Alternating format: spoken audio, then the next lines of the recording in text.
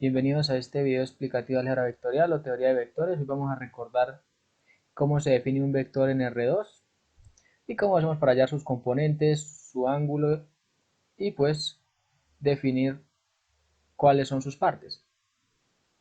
Entonces, para eso vamos a hacer uso del siguiente gráfico, el eje Y y el eje J. Graficamos el vector B. Recordemos que un vector se simboliza con una flechita arriba y este se define como A sub I más B sub J, quiere decir que la componente A en el eje Y y la componente B en el eje J.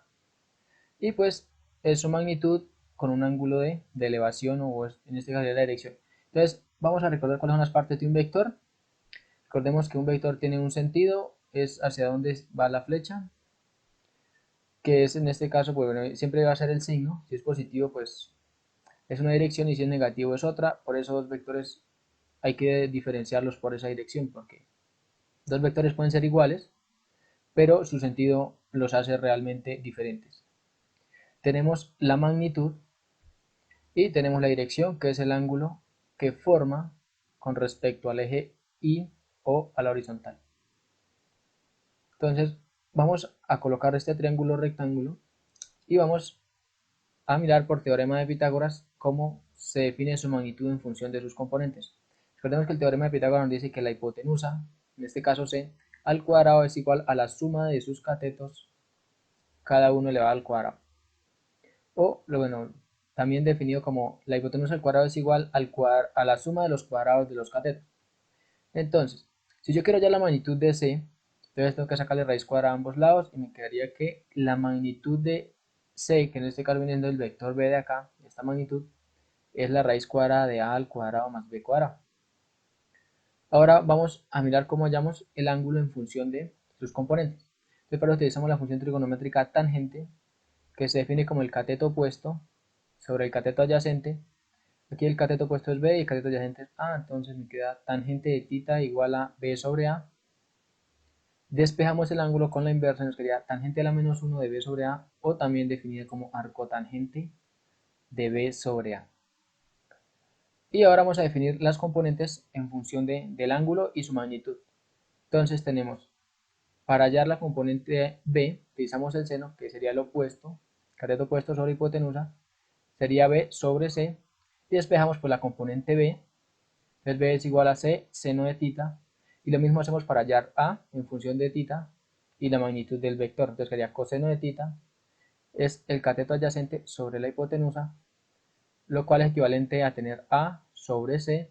Despejando A, paso C a multiplicar y me quedaría C por coseno de θ.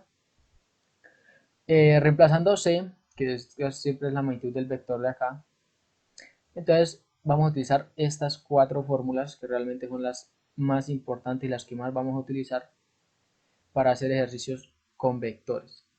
Entonces la magnitud del vector se define como la raíz cuadrada de la suma de los cuadrados de sus componentes.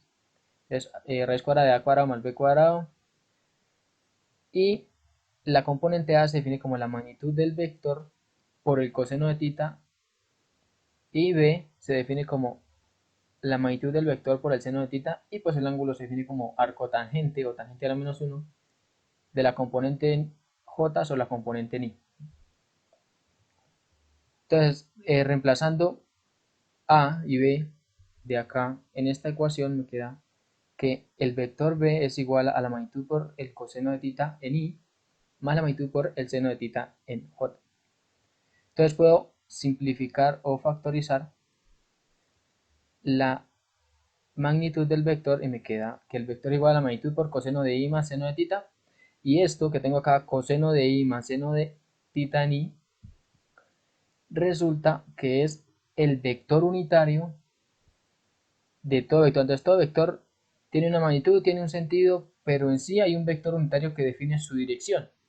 Entonces, este concepto necesito que lo tengamos bien claro porque lo vamos a utilizar mucho a partir de aquí. Recordemos que si yo hallo la magnitud de esto, sería reemplazarlo, ¿dónde? Sería reemplazarlo acá. Raíz cuadrada de coseno cuadrado más seno cuadrado, pues sabemos que es una entidad pitagórica y eso da 1, entonces su raíz cuadrada es 1. Por eso se llama vector unitario, porque su magnitud es 1. Bueno chicos, esto ha sido todo por este vídeo de vectores en R2. Entonces abordaremos vectores en R3 y recuerden tener claro el concepto de vector unitario.